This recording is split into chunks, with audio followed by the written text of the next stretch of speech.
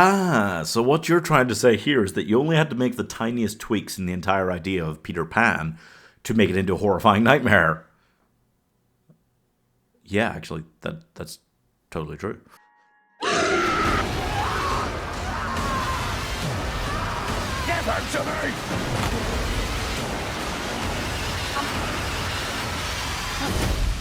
The Twisted Childhood Universe, or TCU, yes, it has a proper name, rolls on. They've already made 2 Winnie the Pooh horror movies. They've got Bambi and Pinocchio planned, as well as something called Pooniverse Monsters Assemble. Oh my god. And this is the one that says, hey, what if Peter Pan did actually grow up, but thought he was still a child, ran around just abducting children and taking them to Neverland, which is what he calls it when he puts his hands around their throats. And also just started murdering their parents and stuff. Peter Pan's Neverland Nightmare. So Peter is a monstrosity beyond all belief. Wendy is an edgy smoking teen about to go on a gap year. Her brothers are pretty much the same. Her mother is Christopher Robin's psychiatrist.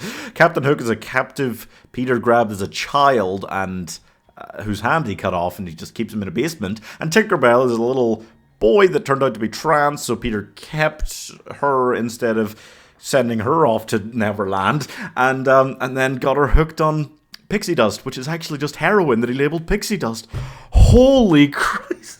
I can't tell what the nuttiest part of this is. It was clearly made by some gore-loving, not quite right in the head, surprisingly woke, that was nice, lunatics. Like, they are nuts. It's the grungiest, goriest sort of like, kind of filmmaking, which is, you know, that's come back into style. I can attribute that to like the Terrifier films.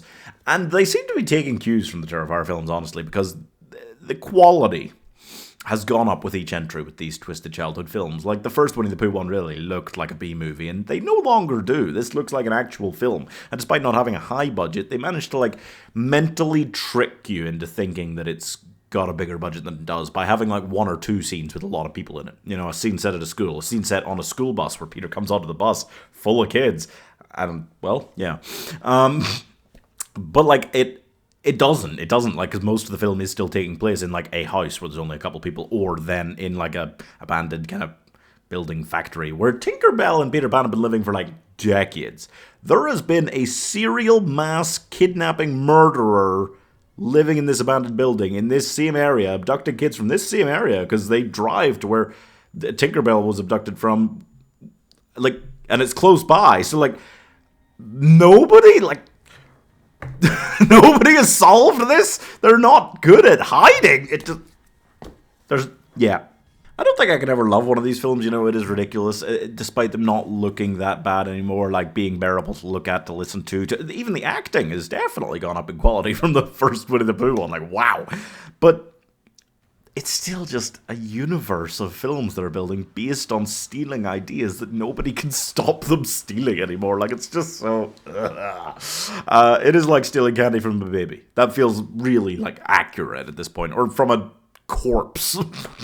And there was... And I feel like this has to come up. There is a full frontal nudity scene where it is revealed that Peter Pan does not have a penis.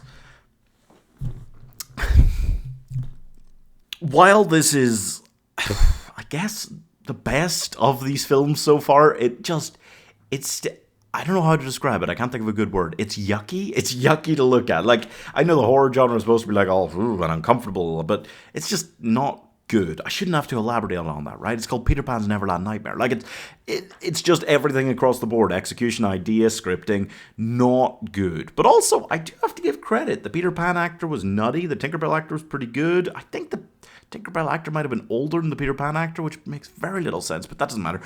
And the Wendy actor was really good as well. Child acting, actually, the casting of all the children was good across the board. There are good elements about this, but it's just, at the same time. So I'm giving Peenless Pan 2 stars. This is a nasty experience, the full frontal scene, yeah. Looked like undressing a Barbie that Sid from Toy Story had gotten into. Like, it was a bad time.